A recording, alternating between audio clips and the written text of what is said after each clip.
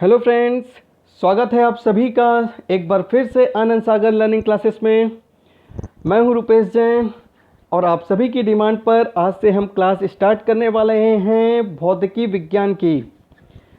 तो भौतिकी विज्ञान में आज हमारा सबसे पहला टॉपिक होगा प्रकाश का परावर्तन, मतलब कि रिफ्लेक्शन ऑफ लाइट। तो इससे पहले कि हम क्लास को स्टार्ट करें, फटाफट चैनल को सब्सक्राइब कर दीजिए, ज़्यादा से ज़्यादा वीडियो को लाइक कीजिए, ज़्यादा से ज़्यादा वीडियो को शेयर कीजिए ताकि ज़्यादा से ज़्यादा लोगों तक ये वीडियो पहुंच सके। चलिए क्लास स्टार्ट करते हैं। बिल्कुल ही बेसिक लेवल से स्टार्ट करेंगे। हर एक कॉन्सेप्ट आपका क्लियर होगा, हर एक प्रकार के क्वेश्चन आपसे एग्जाम में बनेंगे। चलिए सबसे पहले देखते हैं कि प्रकाश का परावर्तन क्या होता है। तो रिफ्लेक्शन ऑफ लाइट किसको बोलते हैं कि प्रकाश की किरण का या लाइट का उसी माध्यम में लौट जाना जिस माध्यम से ये आई हुई है, ये क्या कहलाती है? प्रकाश का परावर्तन कहलाता है। प्रकाश का परावर्तन के अंतर्गत आपको 4-5 वर्ड से जानने जरूरी हैं कि किसे क्या कहते हैं। सबसे पहले तो जानिए कि इंसिडेंट रे किसे कहते हैं। इंसिडेंट रे मतलब आपतित किरण किसे कहते हैं। तो आपतित किरण किसे कहते हैं कि पृष्ठ पर आने वाली किरण आपतित किरण कहलाती है। ठीक है, सरफेस पर आने वाली जो लाइट है वो इंसिडेंट रे कहलाती है। दूसरा, परावर्तित किरण क्या होती है कि पृष्ठ से टकराकर लौटने वाली किरण परावर्तित किरण होती है, मतलब कि सरफेस से टकराकर जाने वाली जो लाइट है वो रिफ्लेक्टेड रे कहलाती है। ठीक है फ्रेंड्स, इसके बाद ये देखिए कि आपतन बिंदु किसे कहते हैं। आपतन बिंदु वो होता है कि परावर्तित पृष्ठ के जिस बिंदु में आपतित किरण का परावर्तन होता है उसे क्या कहते हैं? आपतन बिंदु। ठीक है, जिस बिंदु से लाइट रिफ्लेक्ट हो रही है मिरर के जिस बिंदु से। ठीक है, उसके बाद देखते हैं कि अभिलंब किसे कहते हैं। तो अभिलंब आपतन बिंदु पर परावर्ती पृष्ठ के लंबवत खींची गई रेखा नॉर्मल कहलाती है या अभिलंब कहलाती है। ठीक है, आपतन कोण और परावर्तन कोण भी देख लेते हैं, मतलब कि एंगल ऑफ इंसिडेंस और एंगल ऑफ रिफ्लेक्शन।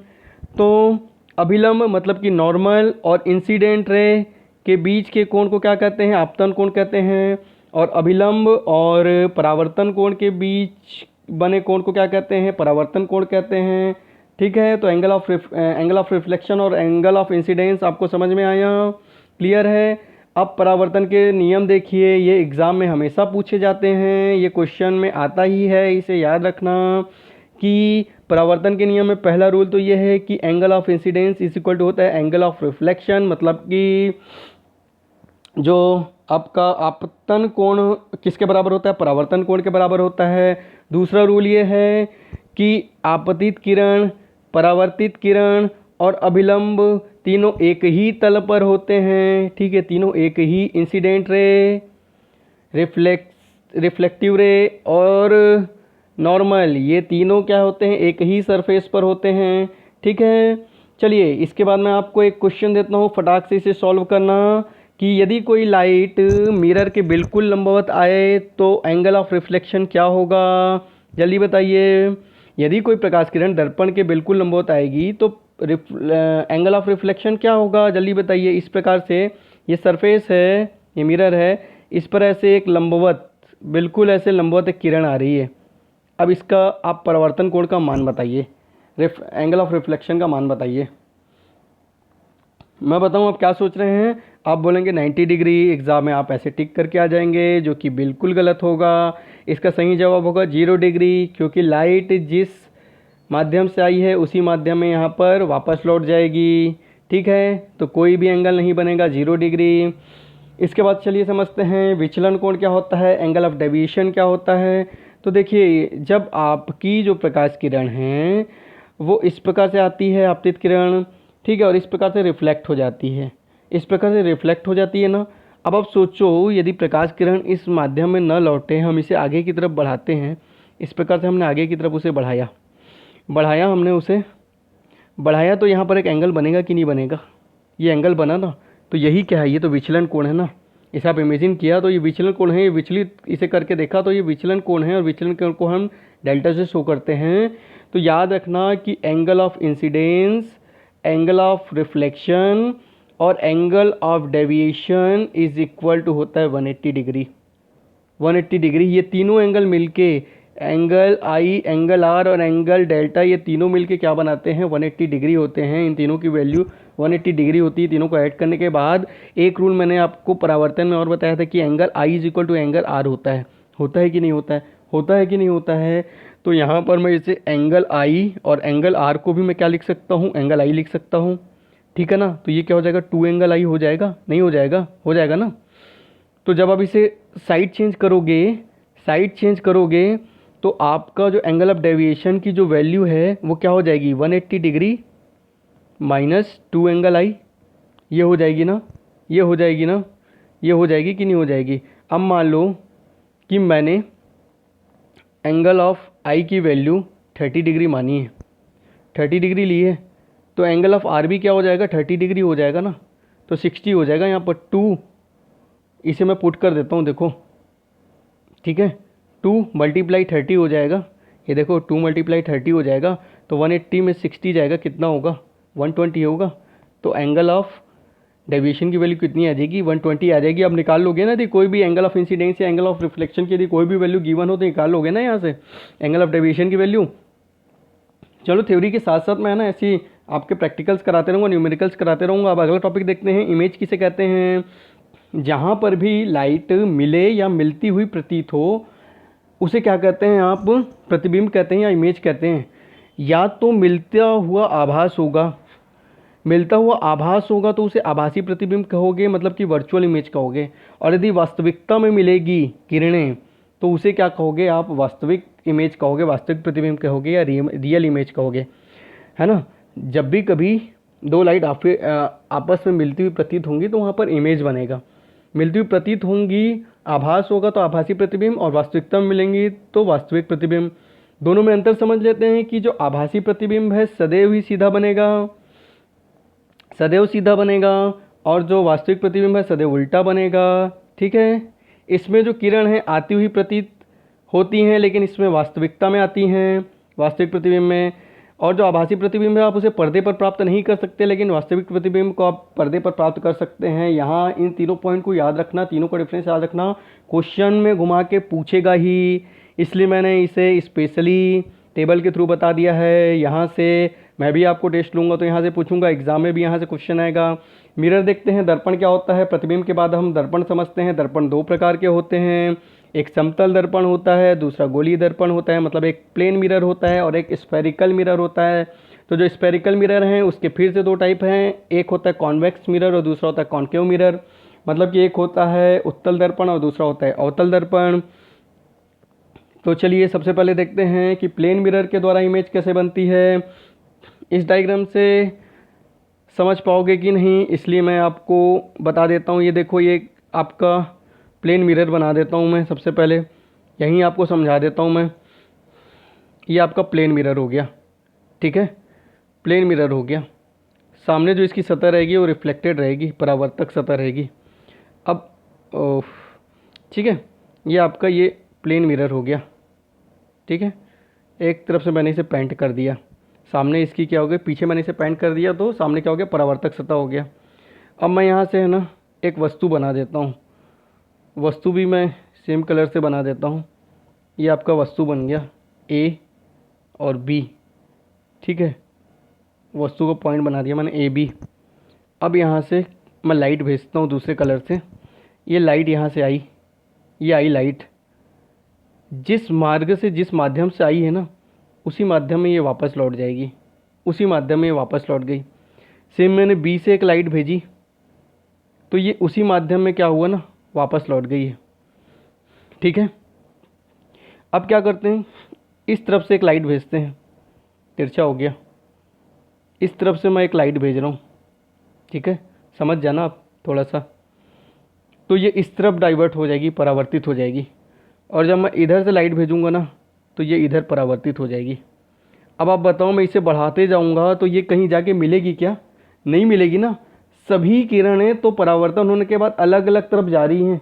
वापसी के एरो देखिए, सभी किरणें अलग अलग तरफ जा रही हैं, कहीं मिलेंगी क्या, नहीं मिलेंगी। तो इसका प्रतिबिंब कैसे बनेगा, मतलब दर्पण के सामने तो प्रतिबिंब बन ही नहीं रहा है, मतलब वास्तविक प्रतिबिंब तो बनेगा नहीं। अब हम इमेजिन करेंगे तो ये देखो, ये वाली जो मैंने लाइन भेजी थी ना, इसको अब मैं क्या कर रहा हूँ ना, पीछे की तरफ बढ़ा रहा हूँ, ठीक है। और ए से ही मैंने एक लाइन और भेजी थी, ये किरण, तो इस प्रकार ये रिफ्लेक्ट हुई थी, मैं इसे पीछे की तरफ बढ़ा दे रहा हूँ। ये मैंने पीछे की तरफ बढ़ा दिया, यहाँ एक पॉइंट बन गया और मैं इसे नाम दे देता हूँ ए डैश। वैसे ही हमने बी में ये लाइन भेजी थी ना, अब इसे मैं पीछे की तरफ बढ़ा दे रहा हूँ और यहाँ पर हमने जो बी के लिए जो रिफ्लेक्ट कराया था, इसे मैं उल्टा इसे वापस भेजूँ, इमेजिन करूँ तो यहाँ पर पॉइंट बनेगा, इसे मैं नाम दे देता हूँ बी डैश। मिला दो, ये प्रतिबिंब बन गया, आभासी बना। और आभासी के लिए मैंने आपको नियम बताया था ना कि आभासी में सदैव क्या बनता है, सीधा बनता है। आभासी प्रतिबिंब जो होते हैं हमेशा सीधे बनते हैं। ये देखिए ए बी का ए डैश बी डैश बना है, बी डैश ए डैश बना क्या, नहीं ना, उल्टा नहीं बना ना, ये सीधा बना है, ए डैश बी डैश बना है। तो जब भी आभासी बनेगा आपका सीधा प्रतिबिंब बनेगा और जब भी आपका वास्तविक बनेगा तो उल्टा प्रतिबिंब बनेगा, ठीक है। तो इसकी प्रॉपर्टी पहले तो यही हो गई कि ये क्या बना है, सीधा बना है, दूसरा आभासी बना है, तीसरा देखिए समान आकार का बना है, ठीक है। जितनी ही ए बी की हाइट है उतनी ही ए डैश बी डैश की है, समान आकार है, ठीक है। यहाँ से समझ लो कि ये जो ए बी है जितना बड़ा है उतना ही ए डैश बी डैश भी है, सेम हाइट है। चौथा क्या बोलता है कि जितना डिस्टेंस वस्तु का कहाँ से है, मिरर से है, उतना ही प्रतिबिंब का मिरर से है दूरी, तो दोनों की दूरी इक्वल है, ठीक है। और पांचवी जो प्रॉपर्टी होती है वो होती है पार्श्व परिवर्तन। पार्श्व परिवर्तन मतलब कि इंग्लिश में इसे कहते हैं लेटरली इन्वर्टेड। मतलब कि जब कभी भी आप मिरर के सामने, समतल दर्पण के सामने खड़े होते हैं तो आप देखना, जब आप अपना लेफ्ट हैंड रेस करते हैं, उठाते हैं, तो दर्पण में आपको ऐसे दिखता है कि आपका राइट हैंड उठा है। जब आप राइट हैंड उठाते हैं तो आपको ऐसा लगता है कि आपका लेफ्ट हैंड रेस हुआ है, ठीक है ना। तो इसे ही हम क्या कहते हैं, पार्श्व परिवर्तन कहते हैं, लेटरली इन्वर्टेड कहते हैं। आप समझते हैं कि गोली दर्पण के द्वारा कैसे प्रतिबिंब बनता है। तो गोली दर्पण दो प्रकार के होते हैं, एक तो होता है कॉन्केव मिरर और दूसरा होता है कॉन्वेक्स मिरर। मतलब कि एक होता है अवतल दर्पण और दूसरा होता है उत्तल दर्पण। अब आपको समझाता हूँ कि अवतल दर्पण उत्तल दर्पण को कैसे पहचानोगे। सबसे पहले तो आप छू के समझो, मैं आपको दो तरीके से बताऊँगा। छू के आप देखेंगे, यदि इस प्रकार से है धसा हुआ, छूने से आपको धसा हुआ समझ में आया ना, तो यह अवतल दर्पण है। और छूने से यदि आपको परावर्तक पृष्ठ यदि उभरा हुआ लगे तो यह आपका क्या है, उत्तल दर्पण है, ठीक है। धसा हुआ लगे तो कॉन्केव है, और यदि आपको उभरा हुआ लगे तो ये कॉन्वेक्स है, उत्तल है, ठीक है। चलो एक दूसरा तरीका बताता हूँ पहचानने का। अभी देखो, ये जो अवतल दर्पण है, उत्तल दर्पण है, ये किसके अंश हैं, किसके भाग हैं, ये गोली दर्पण के ही तो भाग है ना, गोली दर्पण का टुकड़ा तो है ना। ये आपको अवतल दर्पण है। अब आप एक काम करो, ये होगा तो किसी वृत्त का ही, किसी सर्कल का ही टुकड़ा ना, इसको आप बढ़ा लो, वापस बढ़ा लो। ये आपने बढ़ाया, और बढ़ाने के बाद आप, चूंकि ये वृत्त है तो इसका कोई ना कोई केंद्र होगा ना, और इसी केंद्र को हम क्या कहते हैं, वक्रता केंद्र कहते हैं। वक्रता केंद्र कहते हैं, मतलब कि सेंटर ऑफ कर्वेचर कहते हैं, सेंटर ऑफ कर्वेचर कहते हैं। और ये क्या है, परावर्तक पृष्ठ है। तो परावर्तक पृष्ठ से सेंटर ऑफ कर्वेचर की दूरी क्या कहलाती है, मतलब ये जो सेंटर ऑफ कर्वेचर है, आपका जो परावर्तक पृष्ठ है वो सेंटर ऑफ कर्वेचर की तरफ होगा तो ये अवतल दर्पण होगा, ठीक है। सेंटर ऑफ कर्वेचर की तरफ यदि वक्रता केंद्र की तरफ आपका परावर्तक पृष्ठ है तो ये उत्तल दर्पण अवतल दर्पण होगा, कॉन्केव मिरर होगा। यदि आपका सेंटर ऑफ कर्वेचर मतलब कि वक्रता केंद्र, यदि आपका परावर्तक पृष्ठ, ये आपका परावर्तक पृष्ठ है, तो ये जो आपका परावर्तक पृष्ठ है वो वक्रता केंद्र से दूर हो, विपरीत साइड हो, तो ये क्या कहलाता है, उत्तल दर्पण कहलाता है, कॉन्वेक्स मिरर कहलाता है। क्लियर है। यदि आपका परावर्तक पृष्ठ वक्रता केंद्र की तरफ हो तो अवतल दर्पण कहलाता है, और यदि वक्रता केंद्र से अपोजिट हो, दूर हो, तो क्या कहलाएगा, उत्तल दर्पण कहलाएगा। क्लियर है। अब ये देखते हैं कि इमेज कैसे बनेगा, वो तो देखेंगे, पहले ये देख लेते हैं कि किसे क्या कहते हैं। देखो, इमेज आपको देखने से बहुत टफ तो नहीं लग रहा है, चलो मैं आपको बता देता हूँ किसको क्या बोलते हैं। सबसे पहले आप देखो कि वक्रता केंद्र किसको कहते हैं। अभी मैं आपको बताया हूँ कि वक्रता केंद्र किसे कहते हैं कि इस दर्पण का जो केंद्र बिंदु है उसे हम क्या कहते हैं, वक्रता केंद्र कहते हैं। दोनों ही दर्पण में बता रहा हूँ आपको, ठीक है, वक्रता केंद्र कहते हैं, ठीक है। दूसरा ये देखो पोल किसको कहते हैं, तो चाहे अवतल दर्पण हो चाहे उत्तल दर्पण हो, उसके मध्य बिंदु को पोल या ध्रुव कहते हैं, ठीक है, ध्रुव कहते हैं। अब वक्रता केंद्र मालूम चल गया, ध्रुव मालूम चल गया। अब मुख्य अक्ष देख लो, तो गोलीय दर्पण के वक्रता केंद्र और ध्रुव को मिलाने वाली रेखा को क्या कहते हैं, मुख्य अक्ष कहते हैं। मुख्य अक्ष कहते हैं मतलब कि प्रिंसिपल एक्सिस कहते हैं, प्रिंसिपल एक्सिस कहते हैं, ठीक है। अब वक्रता त्रिज्या देख लो किसे कहते हैं, ठीक है। वक्रता त्रिज्या किसको बोलते हैं कि आपके पोल, ध्रुव और सेंटर ऑफ कर्वेचर मतलब वक्रता केंद्र को मिलाने वाली जो रेखा है ना, उसे हम क्या कहते हैं, उसे हम क्या कहते हैं, रेडियस ऑफ कर्वेचर कहते हैं, मतलब वक्रता त्रिज्या कहते हैं। रेडियस ऑफ कर्वेचर कहते हैं मतलब कि वक्रता त्रिज्या कहते हैं, ठीक है। ये आपकी क्या है, वक्रता त्रिज्या है। अच्छा, मुख्य फोकस किसे कहते हैं, जब कभी भी अवतल दर्पण के मुख्य अक्ष के समांतर आने वाली किरणें, ठीक है, अवतल दर्पण के मुख्य अक्ष के समांतर आने वाली किरणें परावर्तन के पश्चात जिस बिंदु से होकर जाती हैं वो फोकस कहलाती हैं, ठीक है। वैसे उत्तल दर्पण में मुख्य अक्ष के समानांतर आती हुई प्रतीत होने वाली किरण, ये प्रतीत हो रही, आभास हो रही, ऐसी किरण आ रही है, मुख्य अक्ष के समानांतर आ रही है, तो परावर्तित हो जाने के बाद जिस बिंदु से होकर जाती हैं वो क्या कहलाता है, फोकस कहलाता है, फोकस कहलाता है, फोकस कहलाता है, ठीक है। तो आपका फोकस भी समझ में आ गया। फोकस दूरी, फोकस दूरी किसको बोलेंगे कि गोलीय दर्पण के ध्रुव से लेकर फोकस तक की दूरी को हम क्या कहते हैं, फोकस दूरी कहते हैं, फोकल लेंथ कहते हैं। और हम इसे किससे डिनोट करते हैं, स्मॉल एफ से डिनोट करते हैं। क्लियर है, क्लियर है। इसे ये देखिए मैंने समझा दिया, स्क्रीनशॉट ले लीजिएगा आप, ठीक है, स्क्रीनशॉट फटाफट ले लीजिए, मैंने सब कुछ समझा दिया है, ठीक है। चलिए अब फटाफट देखते हैं कि प्रतिबिंब रचना के नियम मतलब कि रूल ऑफ कंस्ट्रक्टिंग इमेज, ठीक है। तो कैसे कैसे इमेज बनते हैं गोलीय दर्पण में, 3 प्रकार के नियम हैं, इसे याद रखना। तो पहला जो नियम है वो ये है कि ये देखिए मैं इसी डायग्राम से बता दे रहा हूँ आपको, यदि मुख्य अक्ष के समानांतर कोई किरण आती है तो वो परावर्तित होकर कहाँ से जाएगी, फोकस से जाएगी। ये आपका फोकस है F, यहाँ से वो किरण रिफ्लेक्टेड होके जाएगी। यदि किरणें मुख्य अक्ष के समानांतर आए तो वो कहाँ से होकर जाएंगी, फोकस से होकर जाएंगी। ये देखिए यहाँ पर जाती हुई प्रतीत हो, ठीक है, समानांतर आती हुई प्रतीत हो रही है किरण, तो ये कहाँ जाती हुई प्रतीत होंगी, परावर्तित होने के पश्चात फोकस से, ठीक है, फोकस से जाती हुई प्रतीत होंगी। तो याद रखना मुख्य अक्ष के समानांतर यदि कोई किरण आएगी या आती हुई प्रतीत होगी तो वो फोकस से होकर जाएगी या फोकस से जाती हुई प्रतीत होगी। दूसरा रूल बोलता है कि यदि फोकस से, यदि कोई प्रकाश किरण फोकस से होकर जाए, ठीक है, यदि कोई प्रकाश किरण फोकस से होकर जाए तो वो परावर्तित होकर मुख्य अक्ष के समानांतर से रिफ्लेक्ट हो जाएगी, ठीक है। ये देखिए मुख्य अक्ष के समानांतर रिफ्लेक्ट हो गई, ये फोकस से गई, आपतित हुई, परावर्तित किधर हुई, समानांतर प्रतीत हुई, समानांतर परावर्तित हुई।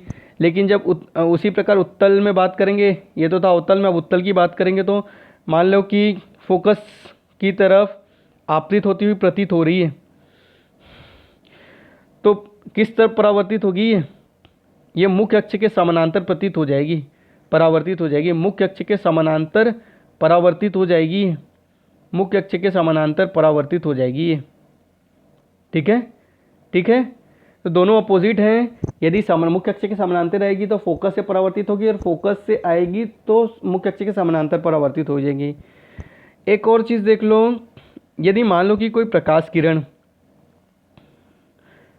वक्रता केंद्र से होकर आती है, ठीक है, वक्रता केंद्र से होकर आती है, तो ये वक्रता केंद्र से हुई जाती हुई प्रतीत होगी, उसी मार्ग से वापस लौटेगी जिस मार्ग से आई है। वक्रता केंद्र से आएगी तो वक्रता केंद्र से ही लौट जाएगी।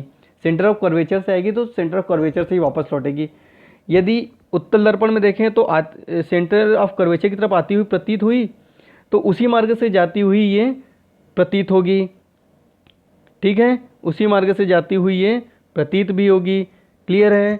तो ये तीनों प्रकार के रूल आपको समझ में आएंगे। यदि मुख्य अक्ष के समानांतर आएगी तो फोकस से वापस जाएगी, फोकस से यदि आपतित होगी तो मुख्य अक्ष के समानांतर परावर्तित होगी, और यदि वक्रता केंद्र से यदि आपतित होगी तो वक्रता केंद्र से ही उसी मार्ग से ही ये वापस लौट जाएगी। चलो, तो अवतल दर्पण और उत्तल दर्पण में ये तीनों रूल आपको समझ में आए ना? चलिए ठीक, तो आज के लिए इतना ही। कल हम देखेंगे कि अवतल दर्पण और उत्तल दर्पण में अलग अलग स्थानों पर यदि वस्तु रखी हो तो प्रतिबिंब कहाँ पर बनेगा, आकार क्या होगा, कौन कौन सी उसकी प्रॉपर्टीज़ होगी, और कुछ न्यूमेरिकल्स भी सॉल्व करेंगे। ठीक है फ्रेंड्स, तो मेरे ख्याल से आज का आपका कॉन्सेप्ट क्लियर होगा। कल की क्लास स्टार्ट करेंगे तब इन चीज़ों को याद रखना कि ये तीन रूल कौन कौन से थे, कैसे गोली दर्पण में इमेज बनती है। इसी के माध्यम से हम आगे अवतल दर्पण और उत्तल दर्पण में प्रतिबिंब बनाना सीखेंगे कि कैसे उसमें प्रतिबिंब बनते हैं और उसमें कौन कौन सी प्रॉपर्टी होती है। ठीक है फ्रेंड, आज की क्लास में इतना ही। अगली क्लास तक के लिए हैव अ नाइस डे।